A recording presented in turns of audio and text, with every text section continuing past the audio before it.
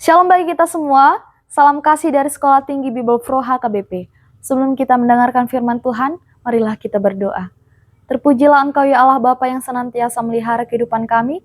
Sebentar lagi kami akan mendengarkan firman-Mu. Berkati hati dan pikiran kami agar kami dapat melakukannya. Dalam Kristus Yesus kami berdoa. Amin.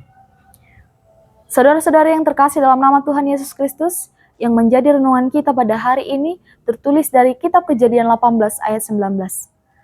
Sebab aku telah memilih dia, supaya ia memerintahkan anak-anaknya dan keturunannya untuk tetap mengikuti jalan Tuhan dengan melakukan kebenaran dan keadilan, juga supaya Tuhan memberi kepada Abraham apa yang dijanjikannya kepadanya. Demikianlah firman Tuhan. Saudara-saudara yang terkasih dalam nama Tuhan Yesus Kristus, sadarkah kita bahwa kemajuan zaman saat ini membuat banyak orang, terutama anak-anak dan remaja, lebih mudah terpengaruh oleh kejahatan?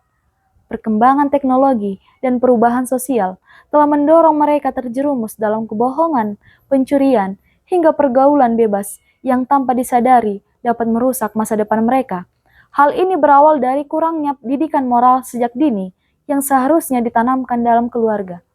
Sayangnya, banyak orang tua kurang peduli terhadap hal ini, sehingga anak-anak mereka semakin sulit membedakan antara yang benar dan yang salah dalam hidup mereka. Saudara-saudari yang terkasih dalam nama Tuhan Yesus Kristus, demikian renungan kita pada hari ini yang menceritakan tentang bagaimana Tuhan menyatakan kepada Abraham bahwa Sodom dan Gomora akan dihancurkan karena kejahatan di kota itu sudah sangat besar. Kehancuran kota itu membuat Abraham berdoa dan memohon belas kasihan agar kota itu tidak dihancurkan.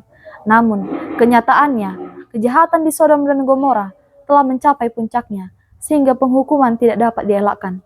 Ternyata di balik peristiwa ini, Tuhan ingin memberitahukan rencananya kepada Abraham agar ia memahami pentingnya hidup dalam kebenaran dan keadilan serta mengajarkan keturunannya untuk tetap setia kepada Tuhan. Saudara-saudari yang terkasih dalam nama Tuhan Yesus Kristus, sebagai anak-anak Abraham, sudahkah kita menjadikan hidup dalam kebenaran sebagai prioritas utama? Apakah kita telah membimbing anak-anak kita untuk mengenal dan berjalan di jalan Tuhan? Sebagai orang yang percaya, kita dipanggil untuk tetap teguh dalam iman, meskipun dunia menawarkan banyak hal yang bertentangan dengan kehendaknya.